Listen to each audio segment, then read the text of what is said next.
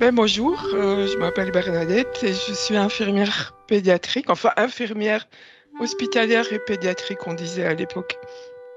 Moi, je m'appelle Nathalie et je suis journaliste. On a un point commun, je travaille aussi pour les enfants. Je travaille pour un journal qui s'appelle le Journal des enfants, le JDE. Je travaille là-dedans depuis plus de 20 ans, plus de 25 ans même. Ah oui, mais le JDE, c'est parce que j'ai déjà entendu parler, mais c'est à la télévision, ou Non, bien non, c'est un non, journal imprimé, donc c'est imprimé. un Ah, hebdomadaire, ah oui, un journal qui fait 8 pages et dans lequel on explique l'actualité aux enfants qui ont entre 9 et 12, 13 ans. oui. Et on leur explique, au fil des semaines, tout ce qui se passe en Belgique, dans le monde, Mhm. l'actu sportive, culturelle, on leur fait un petit topo, on se met à leur niveau et on essaie de leur faire comprendre un petit peu le monde dans lequel ils vivent. Et vous, vous avez toujours travaillé, en Belgique? Non, justement, donc après mes études, je suis restée à Louvain.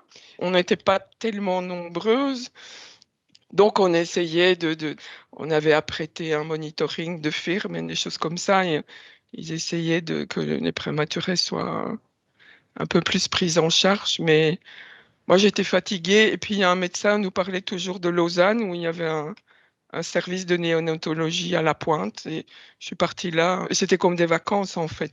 On ne faisait pas d'heures supplémentaires parce qu'il y avait assez de monde. C'était 45 heures à l'époque, hein. Mais il y avait assez de monde pour nettoyer les incubateurs et compagnie, assez de monde. Il y avait assez de médecins, assez d'infirmiers. J'ai appris beaucoup et j'ai bien aimé. Et en plus, le pays était beau, hein. Mmh. Et vous êtes resté combien de temps là? 18 mois, puis j'avais des amis qui sont partis au Canada et qui me disaient viens, viens. Et j'aimais bien la Suisse, mais finalement, je suis allée aussi un peu au Québec. Et Voilà. du coup, au retour en Belgique, vous avez apporté des idées un peu novatrices qui venaient d'ailleurs? C'était le piège quand je suis revenue. Comme j'avais une expérience, on m'a demandé d'être l'infirmière chef du futur service de néonatologie. Petit à petit, ça s'est monté, en fait. C'est Mais bien bon, ça, par là, c'est passionnant. un petit peu, qu'est-ce que vous avez fait comme études?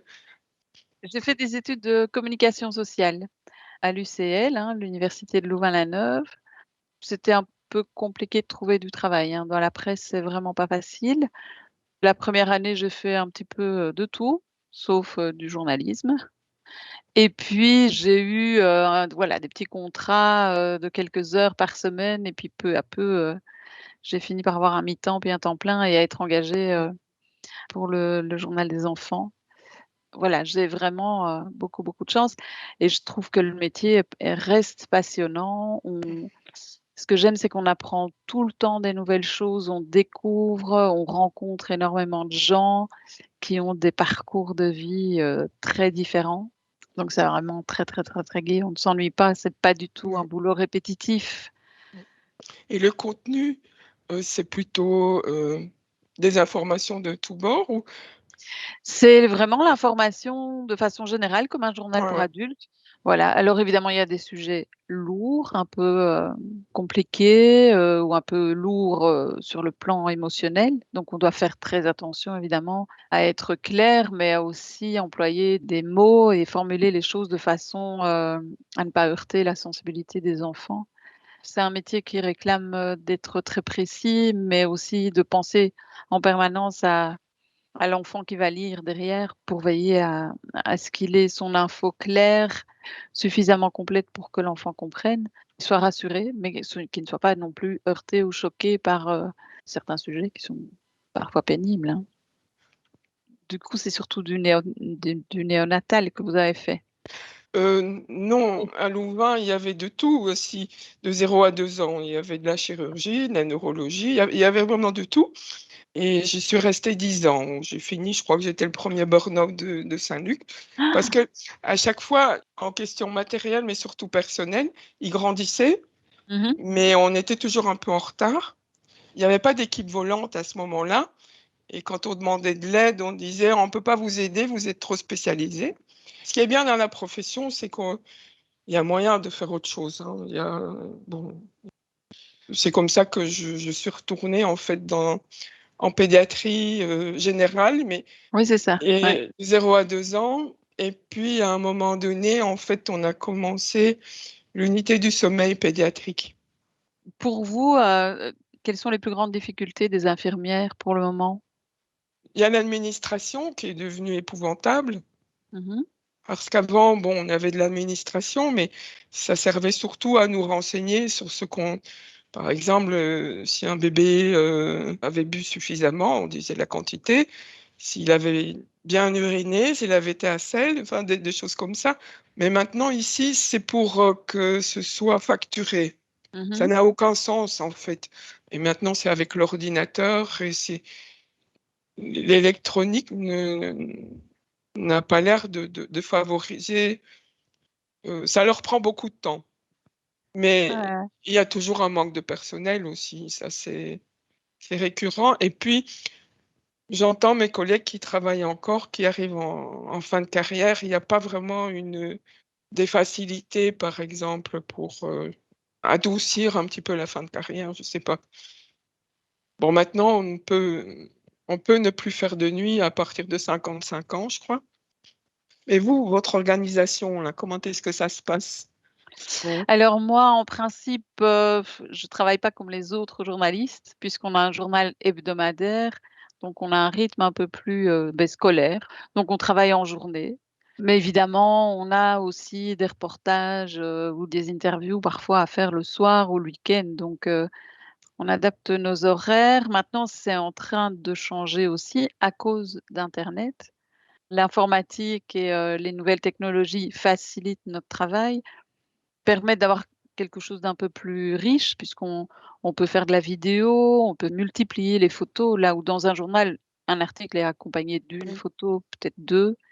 Ça, c'est vraiment chouette, c'est un vrai plus, mais fatalement, ça nous demande aussi beaucoup plus de travail et le fait d'avoir un site internet et d'être censé faire de l'actualité tout le temps dessus, comme on n'est que 3, c'est assez exigeant parce que ça veut Mmh. dire que s'il se passe quelque chose un soir, un week-end et cetera, il faut qu'il y ait quelqu'un qui soit de veille et qui assure quoi, hein, donc et en même temps, il faut aller vite, mais il faut quand même prendre le temps de recouper l'info, de vérifier, de bien la rédiger, de bien tourner nos phrases et de pas écrire de bêtises, donc et je trouve que techniquement, on a de plus en plus d'outils différents. On est censé être de plus en plus polyvalent et aller dans des directions très différentes, avec beaucoup de pression. Enfin, je trouve que ça devient de plus en plus, compliqué. Il y a d'ailleurs beaucoup, beaucoup de burn-out, dans la profession. On est tiraillé, entre trop de choses à faire dans l'urgence et donc c'est assez stressant. Et on n'engage pas. On engage, mais pas beaucoup. Le problème, c'est que la presse est en pleine crise. Enfin, on a des grosses difficultés financières. Les gens sont demandeurs d'infos, ils veulent de l'info, mais gratuite. Gratuit. Mmh. Payer un abonnement à un journal, ça devient un geste, un peu, curieux pour la plupart des gens. Et vous avez des retours avec le Covid? Est-ce que dans les écoles ou quoi, est-ce que la discussion à propos de ça? Mais d'abord, les écoles ont été fermées en 2020 à un moment donné et Oui, toutes les familles étaient calfeutrées chez elles. Et là, on a vu, la fréquentation de notre site internet et de l'appli, exploser. Donc les gens se sont vraiment connectés en masse, ils voulaient avoir une explication à hauteur d'enfant. Donc là, oui, la crise du covid a suscité, en tout cas surtout au début, beaucoup de questionnements. Les parents ne savaient pas trop comment expliquer, la situation à leurs enfants. Les enfants avaient envie de comprendre évidemment et donc là, oui, on a senti qu'on répondait à une demande et un véritable besoin.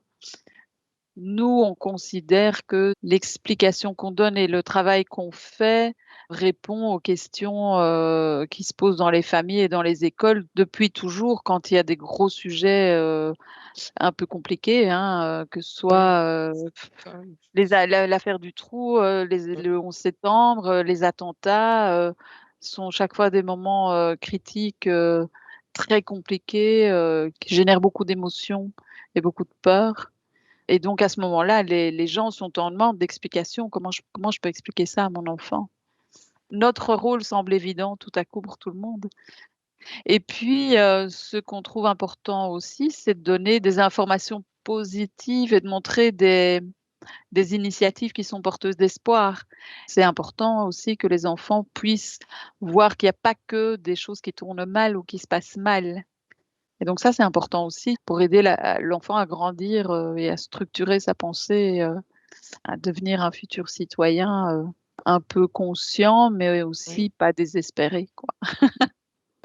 Et au sujet, je repensais de ma profession, on parlait quand je suis revenue du Canada, à Saint-Luc, on disait, ou c'est peut-être général pour la Belgique, on va faire le service global.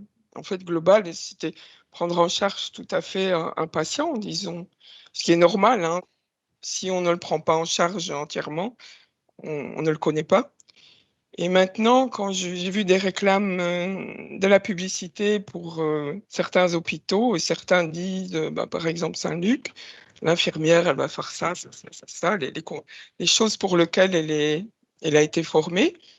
Et on parlait beaucoup que la toilette d'un malade ne devait pas être faite par l'infirmière. Et ça, c'est aberrant parce que d'abord, la toilette, il n'y en a pas tant que ça.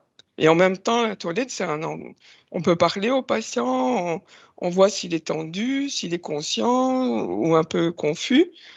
Comment on va connaître le patient autrement si on ne veut pas l'approcher, en fait, pour Mmh. faire des soins? C'est des choses comme ça.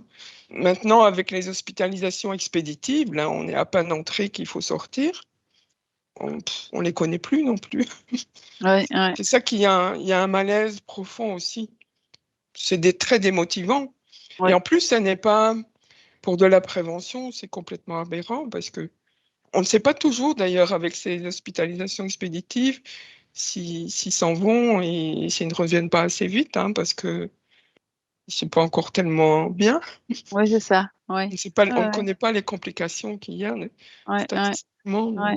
Bon. Oui, c'est un peu comparable, dans notre, métier à, un journaliste qui ne ferait que ce qu'on appelle du traitement de dépêches.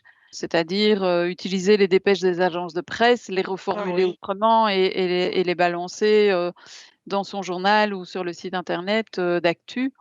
Ça n'a rien à voir avec le fond du métier, quoi. Fondamentalement, notre métier, c'est d'aller sur le terrain, rencontrer les gens, chercher l'info, la recouper et passer oui, du temps comprendre à vraiment ce chercher, que c'est. comprendre, voilà et puis après réécrire. Mais là, ne plus sortir de la rédaction et ne faire que de la reformulation, de la réécriture, de la mise en forme technique, mais enfin voilà, c'est pas du tout passionnant. C'est un peu, Mm. comparable, hein. Il faudrait Qu'est-ce que qui ce vous soit. passionnait le plus dans votre métier? Bah, oui, ces tranches de vie, ces aventures, ces contacts et il y a toujours, bon voilà, ils vont pas tous guérir, hein. Bon, ceux qui sont guéris, bah, c'est merveilleux aussi. Mmh. Et puis, en même temps, même si on ne guérit pas, il y a une aide. Bon, ça peut se terminer mal, hein, les enfants qui meurent ou quoi, mais accompagner les parents, c'était, voilà, je vais peut-être me mettre à pleurer, mais par exemple, une fois, il y avait un bébé qui avait une trisomie, mais quelque chose, un enfant qui pouvait pas vivre. Mmh. Et alors, moi, j'étais dans le couloir et il y a la maman qui venait le voir avec son aîné qui avait, je sais pas moi, 5 6 ans, je sais plus exactement, il y a longtemps. Et la maman avait de la peine à entrer. Et le gamin, il dit, viens maman, il a besoin de nous. Mmh. Et quand on entend ça, faut dire, il y a eu toutes sortes comme ça de vécus et qui sont, voilà. Ouais. Il faut on gardait aussi une bonne dose d'humour, hein, parce que même les parents d'enfants handicapés ou quoi, ils pleurent pas tout le temps non plus, hein, parce Mmh que mh. sinon, la vie, voilà. Oui, bien sûr, ouais, ouais, oui. Oui, mais on a beaucoup d'humour, hein. Mmh. Mmh. Oui, Voilà. oui, on fait de l'humour aussi, sinon ça va Mmh, oui, mmh, effectivement, c'est mmh pas possible, hein. Oui et et puis et des parents admirables, enfin bon, voilà. oui. Une chose que, je me dis souvent, c'est que j'ai de la chance de rencontrer des héros, mais Quand Oui, on parle de parents, c'est aussi, hein, j'ai parfois des enfants qui me demandent si je rencontre des stars. Oui, je rencontre des stars, je fais des interviews en musique, en cinéma de «stars» entre ah ouais. guillemets, mais c'est pas nécessairement ces rencontres-là qui m'intéressent le plus ou qui me marquent le plus. Je peux être, bouleversée ou très impressionnée par, un scientifique dans son labo, qui fait, de la recherche, et qui essaye de trouver des réponses à des questions, à des problèmes. Je trouve qu'il y a des gens qui ont ou une personne handicapée qui arrive à surmonter, tous ces problèmes, Mmh. pour faire des choses, enfin voilà, extraordinaires. J'ai la chance de rencontrer des gens qui sont héroïques, Mmh. même si c'est du petit héroïsme, mais à mes yeux, c'est énorme. Je suis souvent admirative, devant les gens que je rencontre et ça c'est gai. C'est vraiment très, très chouette. J'ai été ravie de faire votre connaissance, Bah, Bernadette, et moi de aussi découvrir et un petit bon, peu votre bah, parcours de vie. courage pour continuer. Merci C'était beaucoup, intéressant. merci beaucoup.